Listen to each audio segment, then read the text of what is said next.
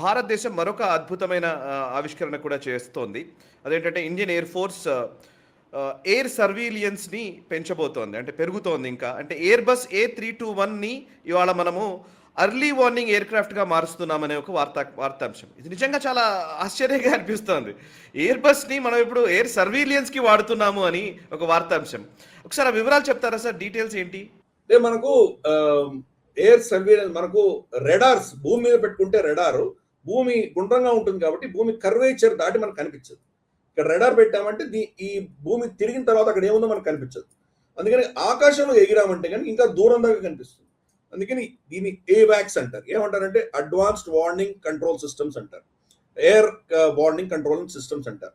So ఇవి ఆకాశంలోకి వెళితే కనుక ఆ శత్రువు యొక్క ఫైర్ కి దూరంగా ఉంటాయి. ఎందుకంటే ఇవి చాలా మెల్లిగా పెడుతుంటాయి. ఫైటర్ ఎయిర్ క్రాఫ్ట్ అంత ఫాస్ట్ గా వెళ్ళవు. మ్యాక్ 1 మ్యాక్ 2 స్పీడ్స్ లో వెళ్ళవు ఇవి. కాబట్టి ఇది కొంత దూరంగా ఉండి మొత్తం అక్కడ ఉన్నటువంటి సిచ్యువేషన్ అవేర్నెస్ ఇస్తుంది. ఆకాశంలో ఏం తిరుగుతున్నాయి, భూమి మీద ఏమున్నాయి, సముద్రం మీద ఏమున్నాయి, ఎటువంటి ప్రాంతాల్లో వాళ్ళ మూవ్మెంట్స్ ఉన్నాయి, ఇవన్నీ కూడా ఇవ్వగలదు ఏవాక్స్. మనము గతంలో ఏవాక్స్ మనం ఇజ్రాయెల్ నుంచి కొనుక్కోవాలి అనుకుంటే ఇజ్రాయెల్ ఇవ్వడానికి సిద్ధపడింది కానీ అమెరికా అమ్మడానికి సిద్ధపడలేదు. అమెరికా వాళ్ళని నిరాకరించారు. తర్వాత చాలా కాలం తర్వాత మనకు 2 ఏవాక్స్ మనం కొనుక్కోగలిగాం ఇంటర్నేషనల్ గా. తర్వాత ఏం చేసామంటే మనం మన ప్రాజెక్ట్ పెట్టుకున్నాం. మళ్ళీ ఈ యొక్క ఎయిర్ క్రాఫ్ట్స్ మళ్ళీ బోయింగో ఎయిర్ బస్ ఈ రెండింటినే వాడుకోవాల్సిన పరిస్థితి. ఫస్ట్ మనం ఏం చేసామంటే బ్రాజిల్ కి సంబంధించిన ఎంబ్రార్ తీసుకున్నాం. ఎంబ్రార్ చిన్న ఫ్లైట్ అది. అఫ్ కోర్స్ మనకు నార్మల్ గా మనం ప్యాసింజర్ ఫ్లైట్స్ చూస్తాం 2+2 సీటర్ ఉన్నటువంటి ఎయిర్ క్రాఫ్ట్స్ ఉంటాయి. ఎంబ్రార్ ని మనం కన్వర్ట్ చేసి ఏవాక్స్ కన్వర్ట్ చేసాం. అదే దానికి మనం పెట్టుకున్న పేరు ఏంటంటే నేత్ర అని పేరు పెట్టుకున్నాం. నేత్ర అన్నటువంటి దాంట్లో ఉన్న కెపాసిటీ కూడా పాకిస్తాన్ చైనా ఏమనుకున్నారంటే ఈ చిన్న ఎయిర్ క్రాఫ్ట్ కదా, వీళ్ళ దగ్గర ఉన్నటువంటి కెపాసిటీ చాలా తక్కువ, ఎక్కువ దూరం చూడలేవు, ఎక్కువ వీళ్ళు ట్రాక్ చేయలేరు అని అనుకున్నారు.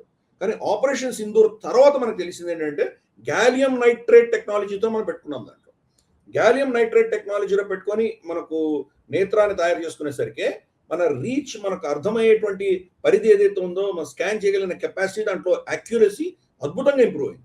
అందుకని మనం ఆపరేషన్ సింధూర్లో అంత పెద్ద ఎత్తున పాకిస్తాన్ మనం దెబ్బ కొట్టగలిగాం. నేత్ర చిన్న ఎయిర్ క్రాఫ్ట్ ఈరోజు ఇండియన్ ఎయిర్ ఫోర్స్ దగ్గర ఉన్నటువంటి 6 ఎయిర్ క్రాఫ్ట్స్ ఉన్నాయో అది వాళ్ళ ట్రాన్స్పోర్ట్ కు వాడుకుంటున్నారు. వాళ్ళ ట్యాంకులో, వాళ్ళ ఎక్విప్మెంటో, లేకపోతే వాళ్ళ మనుషులో ట్రాన్స్పోర్ట్ చేయడానికి వాడుకుంటున్నారు.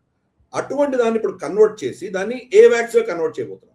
ఏవాక్స్ కన్వర్ట్ చేస్తే దాంట్లో మనకు రెడార్స్ ఉంటాయి, దాంట్లో సెన్సర్స్ ఉంటాయి, దాంట్లో మనకు సర్వేలెన్స్ చేయడానికి కెమెరాస్ ఉంటాయి.